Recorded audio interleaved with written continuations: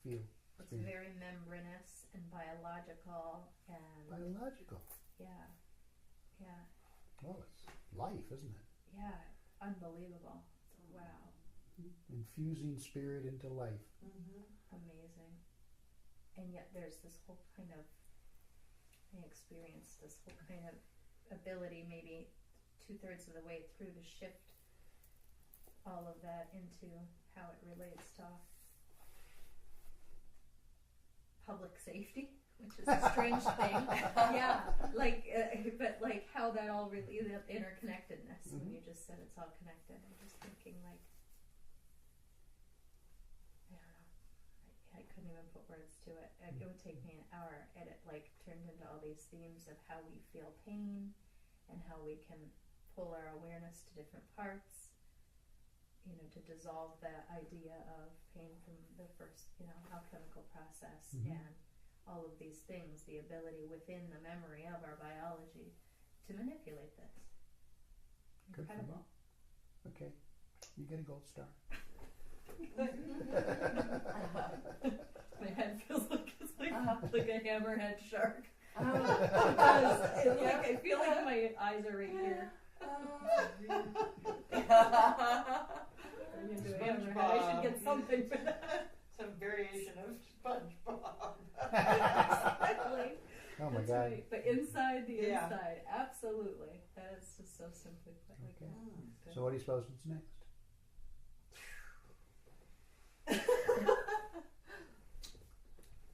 Am I gonna have to drive home? Dunkin' Donuts. It's like, woo! Okay, let's just get there. For me, it was, I'm feeling like this renewed love of life. And I can just feel my heart like expanding out. And what's better than that? Not much. There's not much that's better than that. That's what Nor felt like to me. Mhm. That pulse, which is the heart, but in the deepest sense, it's, I think, compassion of the divine creator in everywhere, in everything, in every living, in every object, everywhere. Okay. My sensation is more action oriented, like a magnetism to engage rather than a passive experience. Mhm. Yeah, so this one, like, I'm ready to get up and go and do something. Yeah. Yeah. That's how you feel too? Very much so. And all of them in the order that they came was just perfect. Okay. Yeah. So what's next? I have to look back on my notes. You could Action. Did I cheat it? Huh? Action or Affirmation.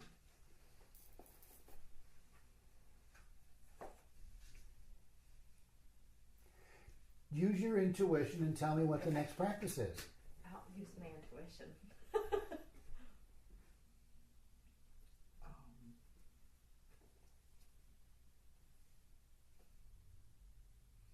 It's right there in the air, floating about.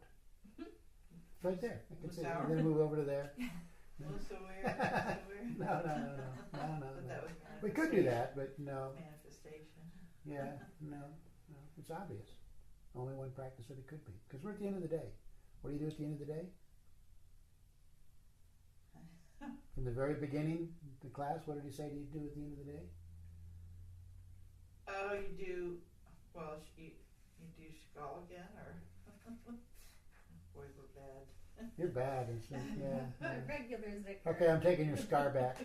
A Zikr. What now? A regular Zikr. That's it. Yeah. Yeah, just it's there. Okay. It's like you got to trust your intuition. Trust your Yeah. intuition. Trust your I don't trust intuition. that. Trust your intuition. I'm Yeah, saying. that's critical. To just accept the information that it comes and don't question it. Okay. What you do is you accept the information, you voice it, and then you say, "Is that right?" Mm-hmm. You know, like one of the things that I did for years, I still do it really, but now I'm comfortable. In the beginning, when I first started guiding people, I wasn't comfortable with it, but I just asked, is that, I'd come up with something and say, how's that feel? Is that right? Do you think that that's the right thing? And, after a while you get to the point where, yeah, it's okay. Yeah. Ask your intuition and then accept what it says. You know that, don't you? Yeah. Well, in a lot of different things, but in some things, I'm very unsure. Wary. Self-confidence is. Yeah. Okay. You all have good intuition. Through the day, the questions that you've asked have been part of the conversation, or the things that you've said have been part of the experience.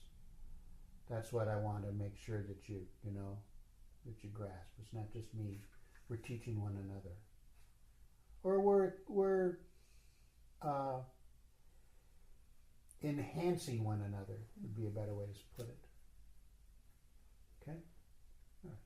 So. Sicker. Just, relatively quick. Don't think about it. Don't give it any kind of information or translation. Just do it. Okay? Straight ahead. Sleepy Chishti Zikr. Right? It's 101 times. It's fine.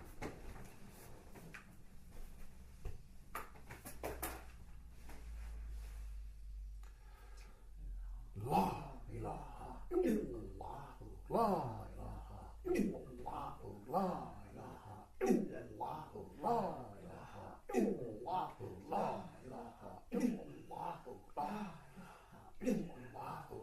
ilaha illallah, la ilaha illallah, la ilaha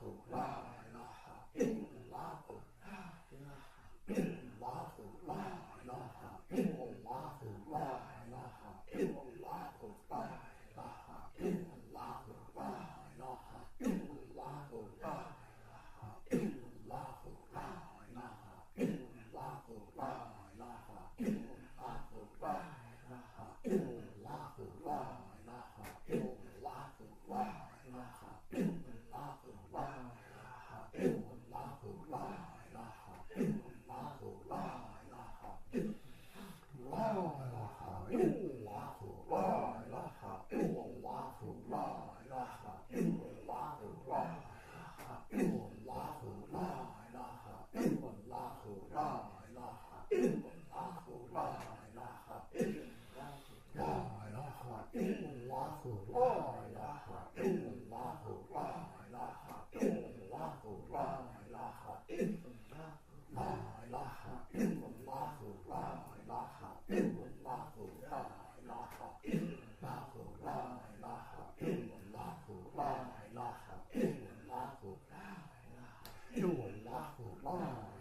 la ilaha illallah, la ilaha illallah,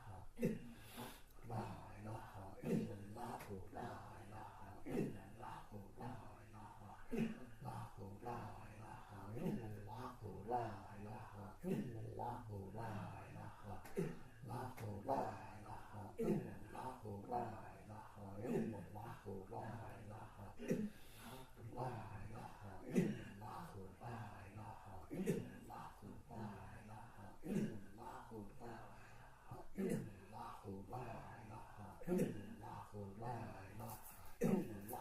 la ilaha illallahu.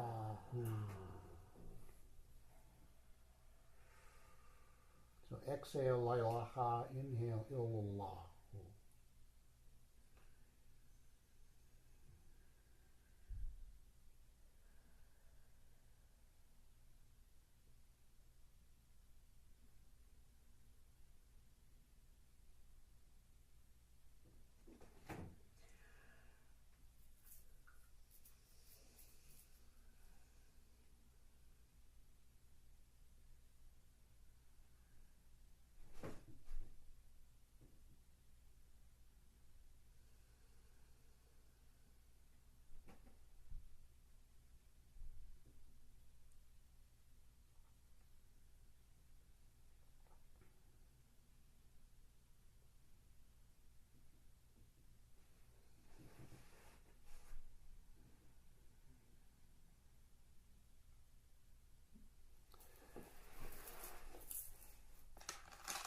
Okay, stand up and say evening prayers.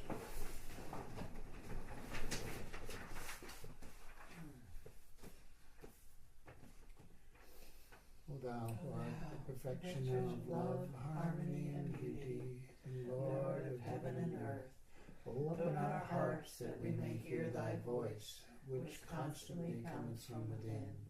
Disclose to us thy divine light, which is hidden in our souls, that we may know and understand life better. Most merciful and compassionate God, give us thy great goodness, teach us thy loving forgiveness, raise us above the distinctions and differences which divide us, send us the peace of thy divine Spirit, and unite us all in thy perfect being. Disclose to us thy divine light. Disclose to us thy divine light. Disclose to us thy divine light. Disclose to us thy divine light. Disclose to us thy divine light. Disclose to us thy divine light. Disclose to us thy divine light. Disclose to us thy divine light. Disclose to us thy divine light. Disclose to us thy divine light. Disclose to us thy divine light. Warner of coming dangers, awakener of the world from sleep, deliverer of the message of God, thou art our Savior, the sun at the dawn of creation, the light of the whole universe, the fulfillment of God's purpose. Thou, the life eternal, we seek refuge in thy loving enfoldment. Spirit of guidance, source of all beauty, and creator of harmony, love, lover, and beloved Lord, thou art our divine ideal. Amen. Okay.